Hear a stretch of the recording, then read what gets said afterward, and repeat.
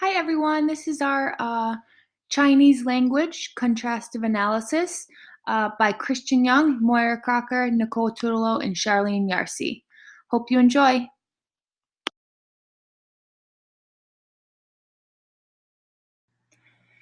So I'm going to talk a little bit about the history of the Chinese language now.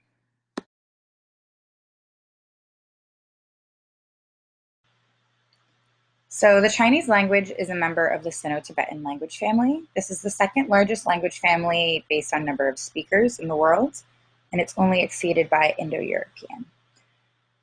There is some degree of dispute over which languages do and don't qualify as being members of the Sino-Tibetan language family. Generally, all linguists agree that Chinese and Tibeto-Burman languages qualify. However, some other linguists also include Thai and Karen languages, Hmong languages, and some even include Ket, which is a language native to central Siberia. However, there's not a tremendous amount of linguistic support for some of these languages being members, but there are generally agreed to be approximately 300 languages and dialects that belong to this family. Chinese itself is spoken by about 1.3 billion people, which is quite a lot. And as you can see from this image of the geographic range of Sino-Tibetan language family, it's quite predominant throughout Asia.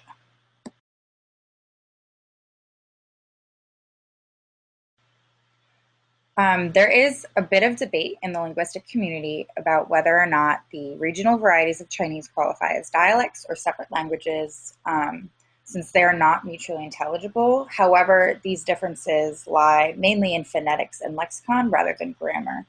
A good comparison is there's about as much variety in between these different versions of Chinese as there is between the Romance languages. And not being mutually intelligible just means that a speaker of one variety and a speaker of another variety can't necessarily understand one another and communicate. The major varieties include Mandarin, which is also called Han, and it's related to the Han Dynasty. That's where it got its name. Wu, Min, Gan, Hakka, Zhang, and Cantonese, which is also called Yue. Of these individual major varieties also has quite a few sub-varieties which tend to vary based on geographic area.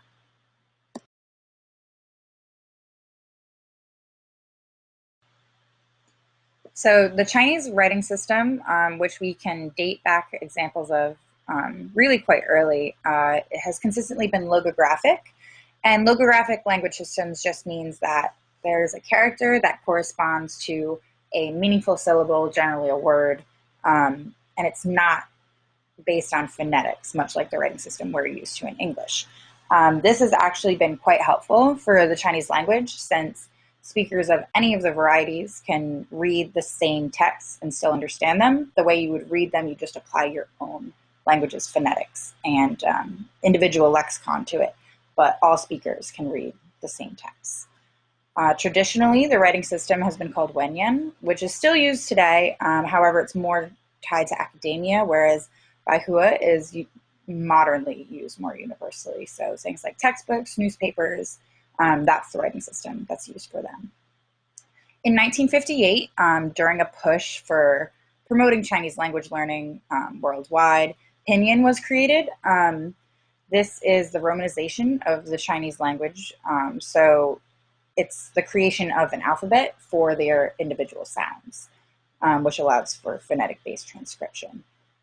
This is predominantly used in language learning, and it's connected to the Mandarin phonetic language.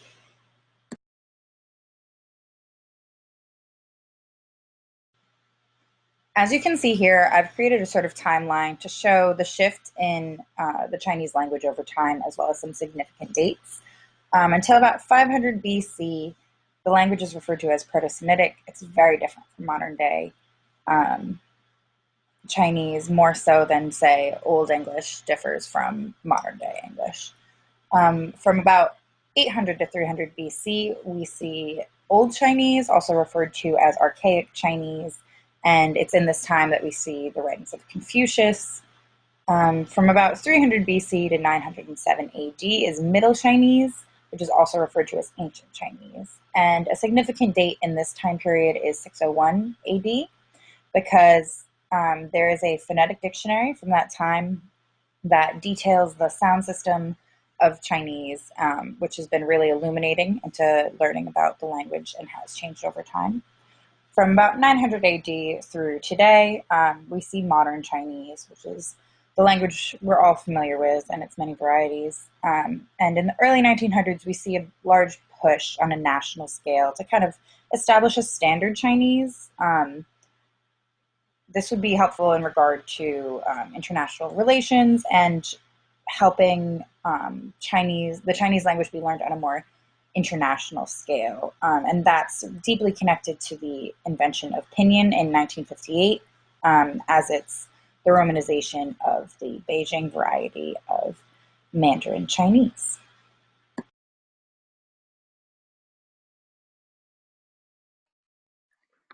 Hi everyone.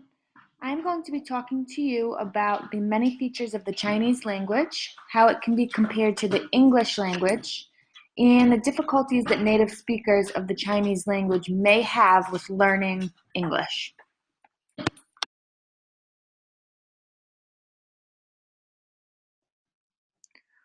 So this slide is about phonology of the Chinese language system. The tone or intonation is extremely important to the Chinese language and might actually be one of the most important parts.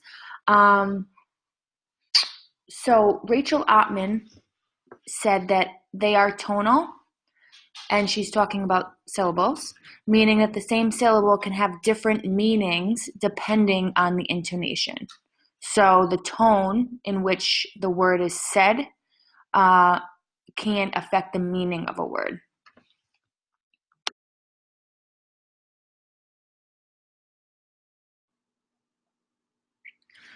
Additionally, none of the Chinese words are multisyllabic, which means that all Chinese words only have one syllable, and there are not any consonant clusters. So in English, we have "ko" like clap, and we have skate, but they don't have that, which means that there are fewer sounds in the Chinese language. So Ottman says that there are no clusters of consonants, and the only final consonants are N, NG, and occasionally R. Also, Morrison says that it is proper to premise that their words consist but of one syllable, and those syllables distinguishable but by our alphabet are not more in number than about 350. So all in all, there are fewer sounds in the Chinese language than in English.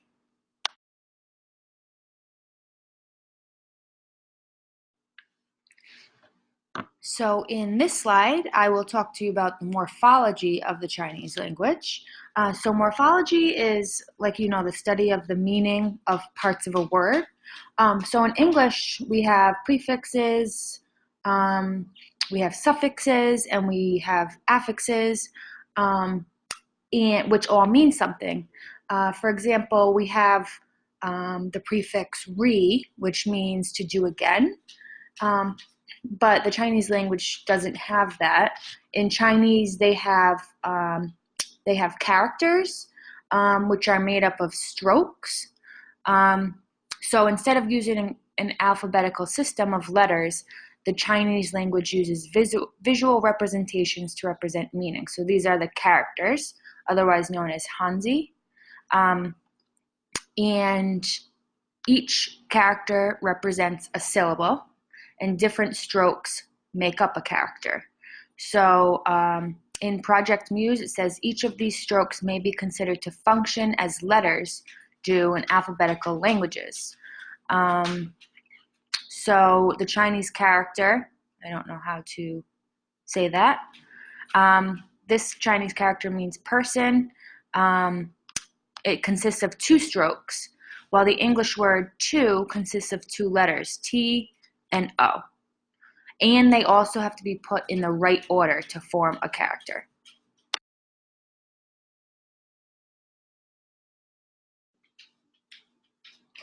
Here I will talk to you about the syntax of the Chinese language. So syntax is obviously the correct order of words to make a sentence. And some people actually don't even think the Chinese language has a grammar because it is so different. So they do have a word order, but instead of focusing more on grammar, which the English language does, they focus more on the meaning of what is trying to be said. So the most important thing goes first in the sentence. So it says here, a typical Chinese sentence has a topic plus comment structure, meaning that the topic is introduced, so that's the most important thing, and then a comment on that topic immediately follows, so what they think of that topic. The topic may be modified by a long and complex modifying phrase that is stated before the topic. For example, in the English sentence, you could have, my favorite tree is the big one with the red flowers, whereas the Chinese sentence would be more like, big has red flowers, that tree is my favorite. So it is a lot different than the English language, and they focus more on meaning.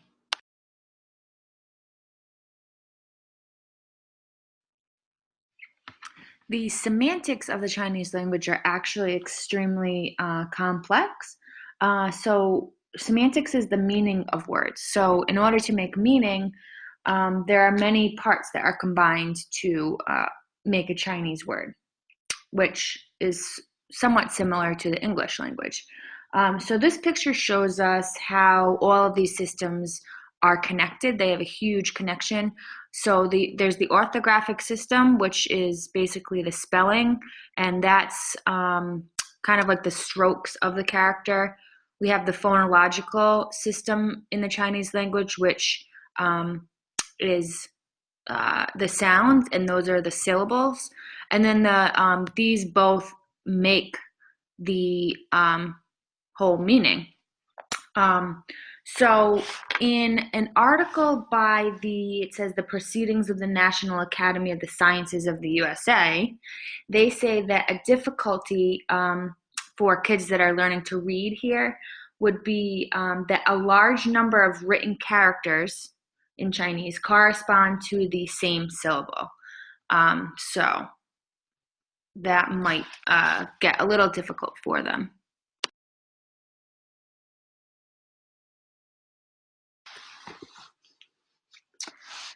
So pragmatics is also very complex. So pragmatics is sort of, you take the context in which something is said and you make meaning from that. So there are pragmatic markers in the Chinese language, and this slide I got most of my information from an article from the Journal of Pragmatics. So the first pragmatic marker would be conceptual, which is basically what they think, so their opinion. Epistemic, which is the degree of certitude, so whether or not they think it happened or not. There is evaluative. So this is their attitude towards something, but the way in which it differs from the English language is that it has an adjective marker, which is D, and then it's called the copula shi. So for instance, the Chinese word jinkwadeshi means amazingly. So it's sort of like our adverbs. So they're evaluating something. Then we have non-conceptual, which is the personal conception of the relationships, this article says, between two propositions. So there is no attachment to what they're talking about, whereas conceptual, there is a degree of opinion. So for instance, it says, Wang Hong, banana peel, so fall down. So this is like a fact. This is what happened. Then there's contrastive, which, like you can see, there's contrast in there. So there's something that is, there's a discrepancy between two things. So, for example, the example they gave in the Journal of Pragmatics is Zhang month income over 10,000 RMB, but still stay poor. So there's a contrast between the two. Elaborative, which means to basically to say that something is a result of the whatever before it. So, for instance, words that could be used in an elaborative sentence would be moreover, as a result, furthermore. Then lastly, there's inferential. So you can see that there's inference in this word to kind of make an inference about something. So, for instance, she is a woman, so very hardworking. So there's some sort of relation between two propositions. So yeah.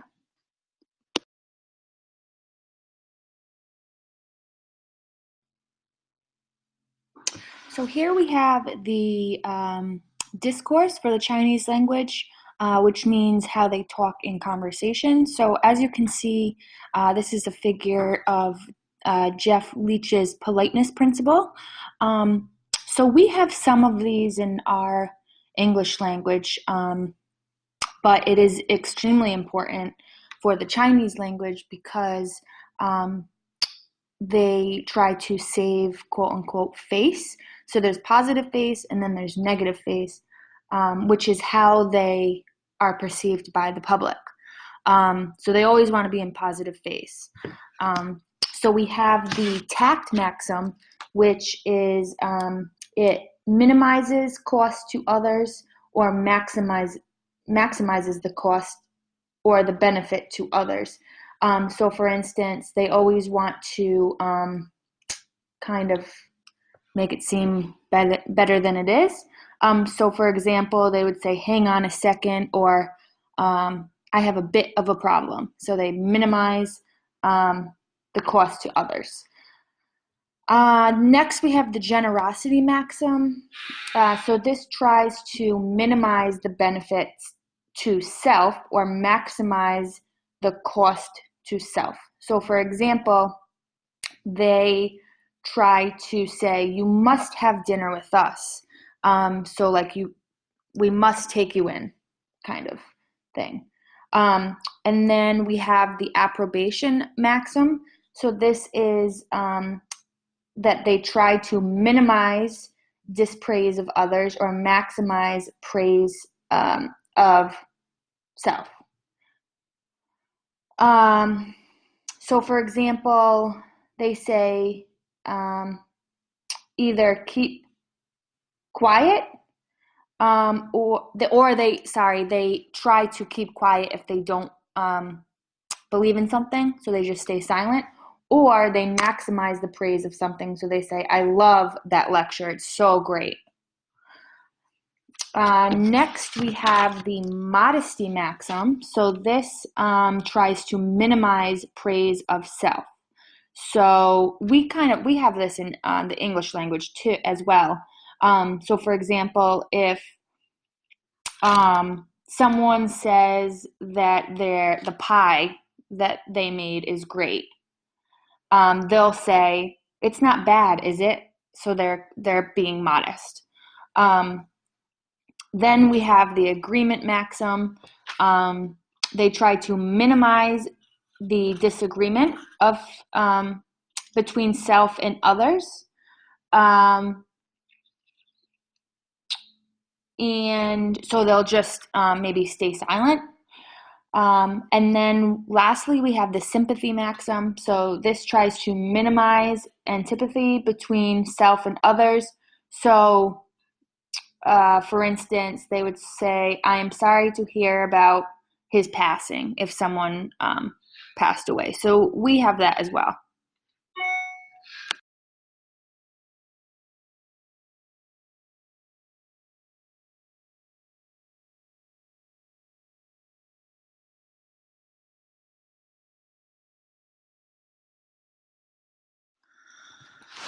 So some of the difficulties Chinese speakers might have with English I've listed below. So uh, the Chinese speakers will definitely struggle with phonics because they have characters and they don't have that letter to sound relationship like we do. Syntax is the way in which you place words in a sentence to make meaning. So they, like you can see below, they place all their modifiers up front before the verb. So they'll definitely struggle with that.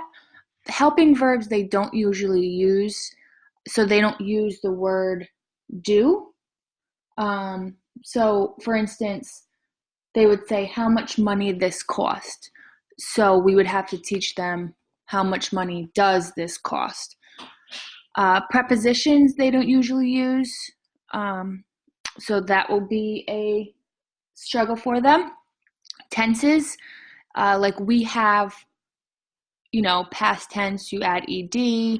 Um, Future tense, you would say will have blank. So they don't use tenses. So they would say, I walk the dog to mean I walked the dog. Modifiers, like I said before, they place all their modifiers up front in a sentence, whereas we sometimes have modifiers after the verb. So plurals, they don't use, they drop the plural, so they don't have that. Articles, they don't usually use either. And then pronouns, they drop pronouns. So words like a and the are not used. So, for example, they would say, I have dog.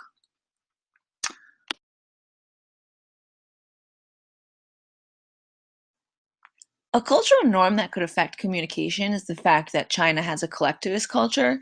So, in general, they're more of a collective society, so they have a need for a group affiliation, whether that's to their family, their school, a work group, or to their country.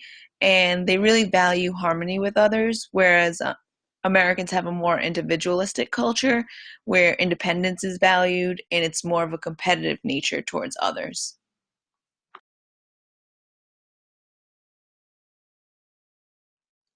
Another cultural norm that could affect communication is the fact that the Chinese have a high context culture. So you can really see the difference between the American culture and the Chinese culture on this context scale. The first blue arrow shows where the American culture falls, which is more to the left, which is more of a lower context culture. And the Chinese falls more to the right, which is a higher context culture. So the American culture is more specific and it's more detailed and it's straight to the point. So they're poorer at decoding unspoken messages in body language because they're expecting you to say exactly what you mean.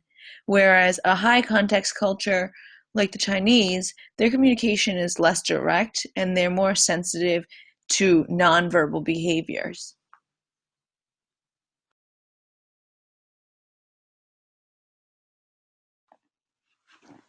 This was a great visual to show the difference between a high context culture like the Chinese and a low context culture like the American culture.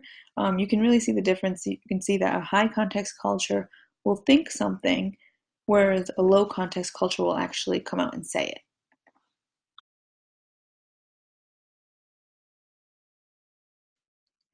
The communication style for the Chinese is very indirect.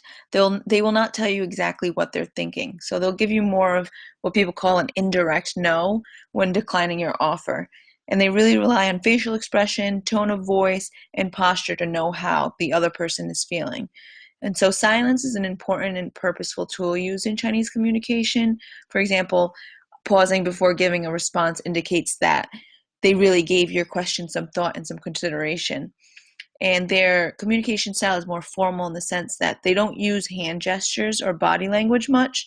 They're very restrained, and they express meaning and feelings through their speech rather than body language because they're cultured to avoid the display of emotions.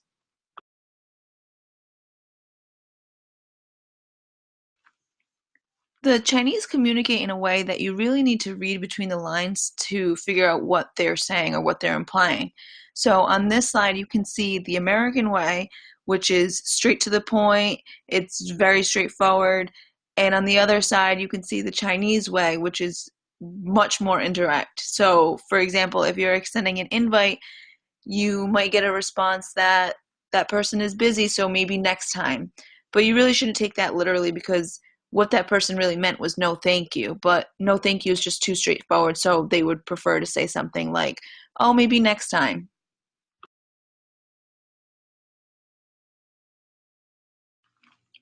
According to the Chinese culture, they find it very disrespectful to be staring into another person's eyes. So this is why sometimes you'll see some students from the Chinese culture that don't look at you and don't stare into your eyes.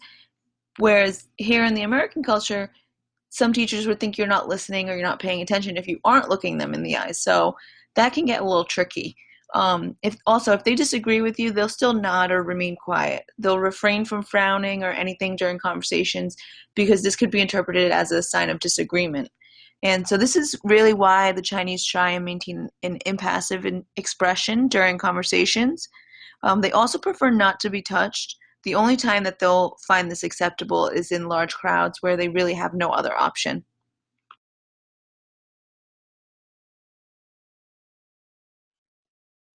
In the Chinese culture, social status is determined by age and by gender. And so women always held a lower role than that of men, and they were always seen as the possessions of men. So first of their fathers and then by their husband. By the 20th century, the equality of sexes started to be more encouraged, and today women have many more advantages than they did before, and they are now taking up roles that were traditionally held by men, such as roles in education and in medicine. But they still struggle to hold high executive positions. Children should be seen and not heard. That's kind of the idea in this culture that children are just to protect the family reputation at all times. They also believe that success in school equals finding a successful career and then having a successful life and a happy life.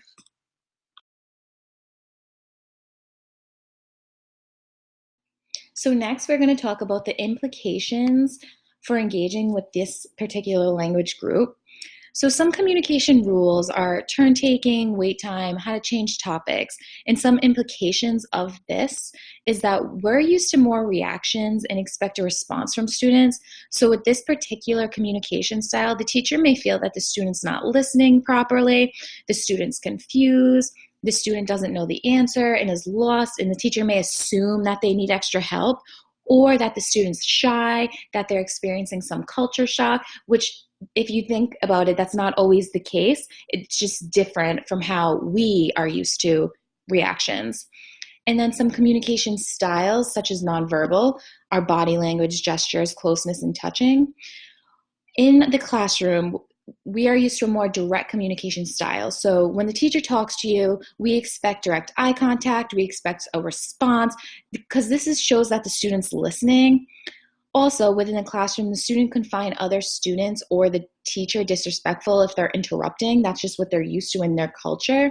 Or the student can struggle with understanding gestures and body language and the choice of language. So it's important to really understand their culture and understand what they're used to, because they could be confused as to what you are saying, what you are doing, what you are explaining. I also want to note that silence is a powerful way to communicate, even more powerful than verbal communication. And I would say that in the classroom, verbal communication is like really key for our culture. This is done by gestures, nods, and facial expressions. Also, in this particular culture, they prefer no aggression. So even if they disagree with you, silence is what they'll use. So it's important to be aware of that because you need to know if they're not agreeing with you and like what you can do to help or how to change something. Another example, frowning when someone is speaking can be viewed as a way of disagreement. Hence, the Chinese try and maintain quite an impassive expression during the speech. But also, Chinese culture is to avoid the display of emotions, and it's very hard for them to say no.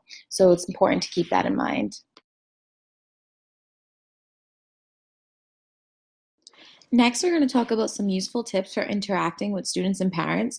First, it's very important to build background knowledge about your student, and you can do this and also find relevant resources that you could include in your teaching. Reading Rocket's website mentioned to look for resources that go beyond the textbook that will engage students and involve them in the learning process so that they find elements they can connect to and learn from. So just an example, we as teachers could do this by doing an art project or listening to music that has to do with our culture, anything. Next, you can use literature, stories, and folktales from other cultures as a way of encouraging students to connect what they are reading to from their own experiences. Furthermore, you can use storytelling in the classroom. So an example of this is allow your student to tell their version of a story. The website I actually found this on talked about how one of their students told a story about Cinderella, how it is in their culture, and so forth. Furthermore, encourage bilingualism. Allow the student to use their language in the classroom. You really don't want them to shy away from their language. It's not a good thing. So encourage them to speak their language, use their language, interact with their culture, and anything and everything.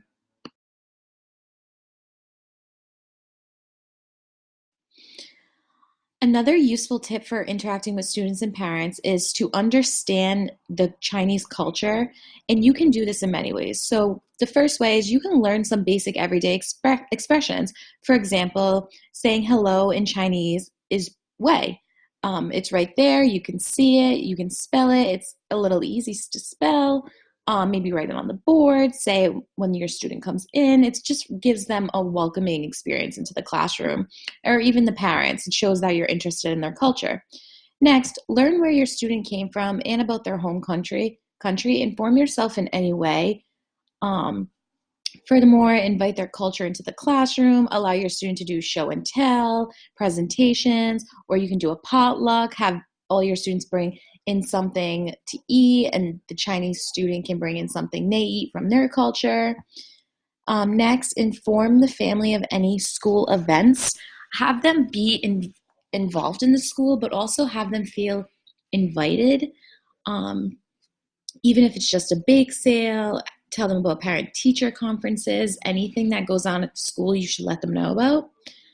Next, understand family structure and dynamics. So did the family also come?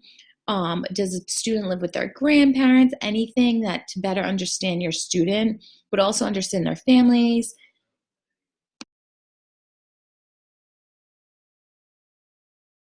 Next, how to be successful working with parents' native language. Some tips for this.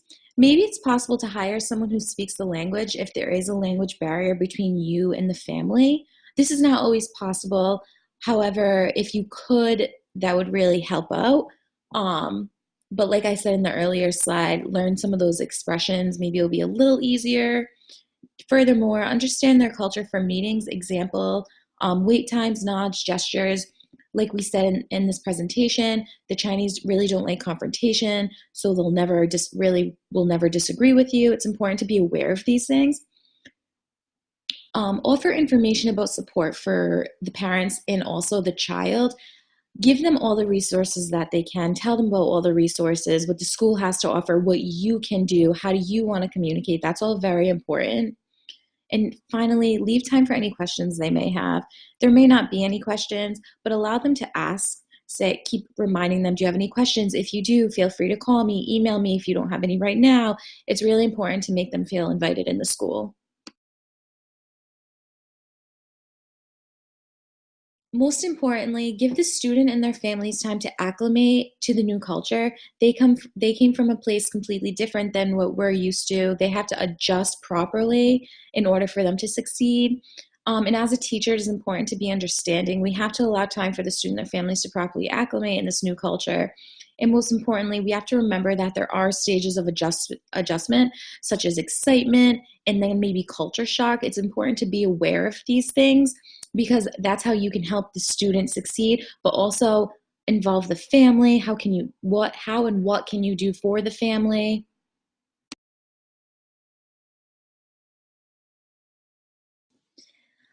Here's a few more tips for interacting with students and parents. So first, we've learned through this presentation that silence is a tool used in China. So do not assume the student is ignoring you or needs extra help. It's just part of their culture.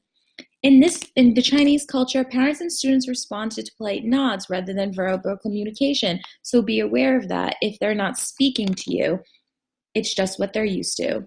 Next, understand that direct eye contact is rude, whereas in the United States, it's considered polite. So if you're meeting with the family and they do not give you direct eye contact, or if you're talking to a student and he seems like he's not listening, that is not the case. Direct eye contact is considered rude. So just be aware of that. Also, in this culture, they prefer minimal physical contact. Keep that in mind when you're doing desk arrangements, recess, grouping, and so forth, and as well as meeting the parents.